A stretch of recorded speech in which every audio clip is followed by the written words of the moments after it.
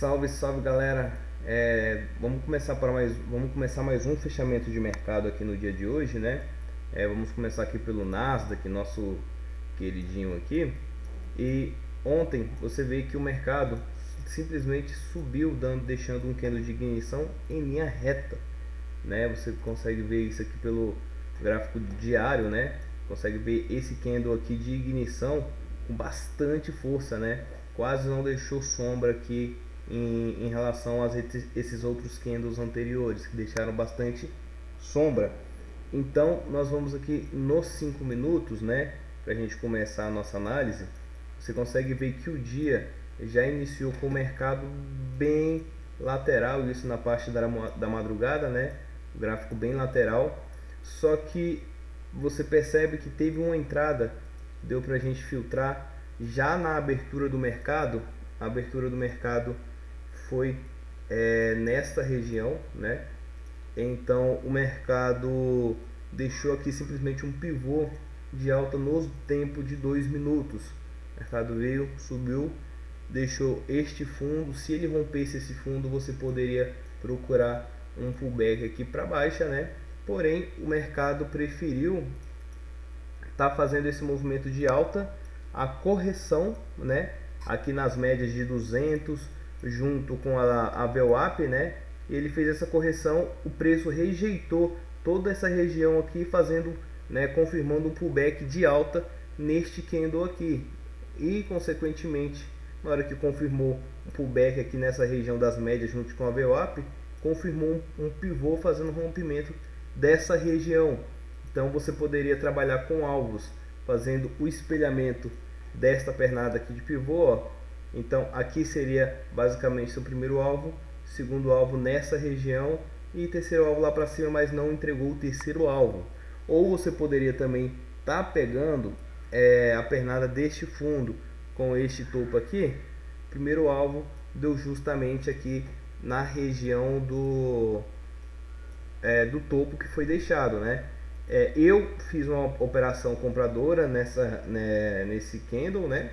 Que deixou um gatilho, porém eu saí nesta região aqui. Por quê? Porque é uma região de retração de Fibonacci deste topo aqui com este fundo do dia. Então você consegue ver que aqui nada foi que 161.8 de Fibonacci. Então toda vez que o preço chega nessa região, o preço trava, ou ele reveste de vez ou ele trava. Aqui ele deu uma rompida, uma leve rompida, mas depois derreteu. Então logo o que ele fez? Ele deu pra gente uma falsa esperança, né, de estar fazendo pivô de alta maior, né, que ele deu esse movimento de alta, retraiu e deixou esse candle de ignição aqui comprador. Você consegue ver isso nitidamente aqui com mais clareza nos 5 minutos. Então o preço veio fazer um movimento de alta, uma pernada, né, teve a correção. Essa correção aqui dessa pernada de alta ficou ancorado aqui na região de 50% de Fibonacci, né? O preço travou aqui nessa região e deixou esse candle aqui ancorado também pela média de 21, rompendo a média de 9. Então quem fez a compra nessa região aqui acabou sendo estopado, porque no tempo gráfico de 1 hora você vê que foi justamente esse candle aqui que foi devolvido toda a compra.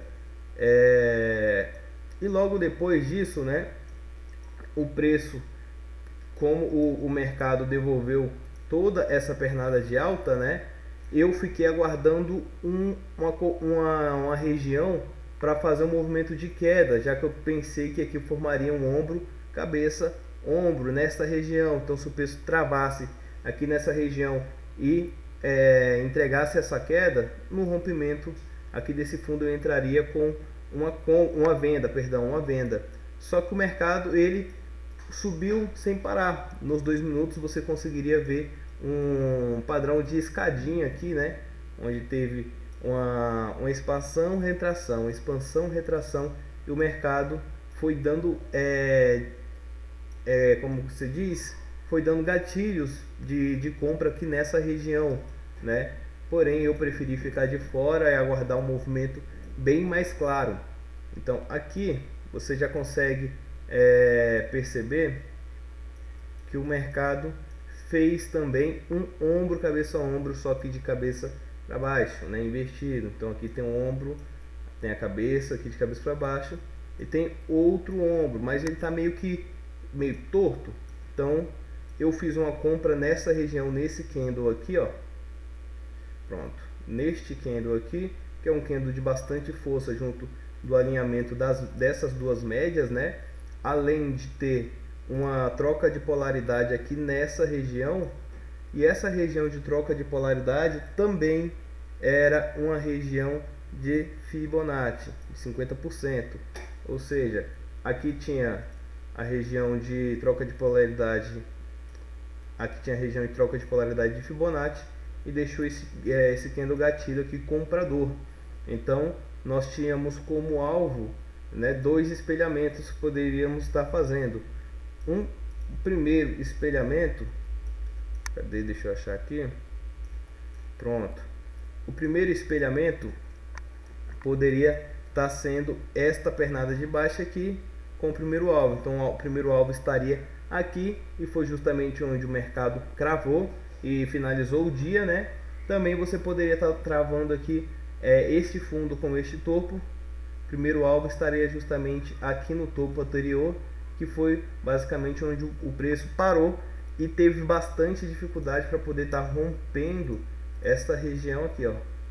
Ele ficou a parte da tarde inteira somente tentando fazer o rompimento dessa região aqui.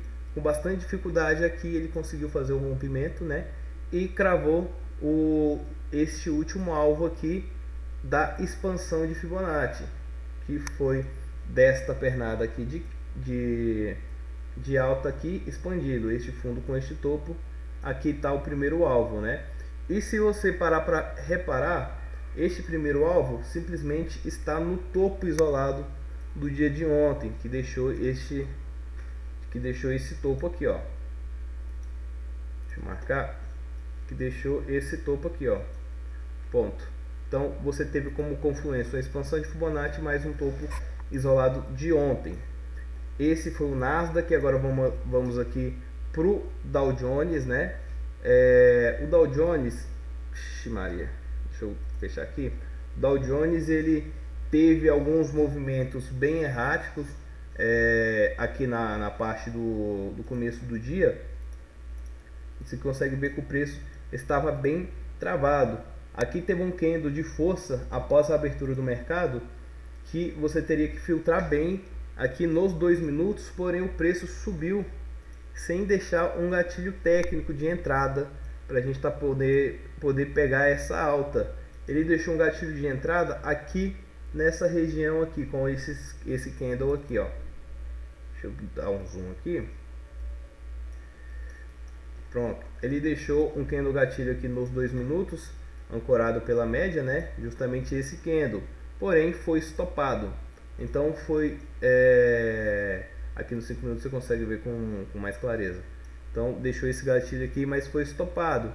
Logo depois ele deixou um outro gatilho técnico de entrada, né? Que foi justamente esses 3 candles aqui formando 1, 2, 3 de compra, porém estava com o stop muito caro. Então deu para você filtrar aqui nos 2 minutos essa entrada, porém que também confirmou 1, 2, 3 de compra aqui mais barato, ancorado na média de 72. E daí era só ir conduzindo a operação, porém não estava dando movimentos muito limpos e acabou que o Dow Jones não teve movimentos tão bonitos assim para serem entregues.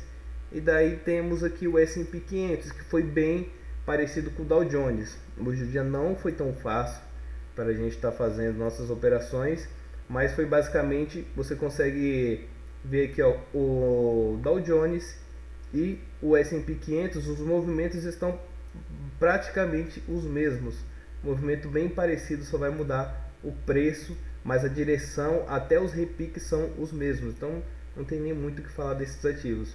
O que entregou algo mais diferente mesmo foi o Nasdaq, que deu para a gente fazer uma gordurinha. Eu vou até mostrar para vocês aqui, ó, meu diário de trade. Então essas foram as operações que eu fiz 4 operações e acabei conseguindo sair positivo no dia de hoje. Então esse foi o fechamento de mercado, nosso final de semana.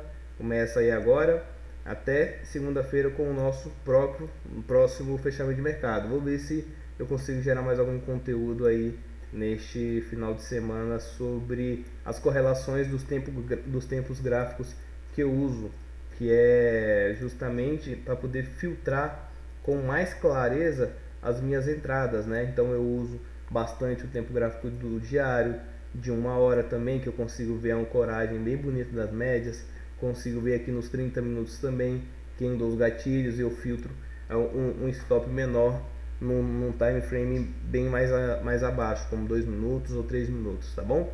Então é isso, pessoal. Obrigado e tchau!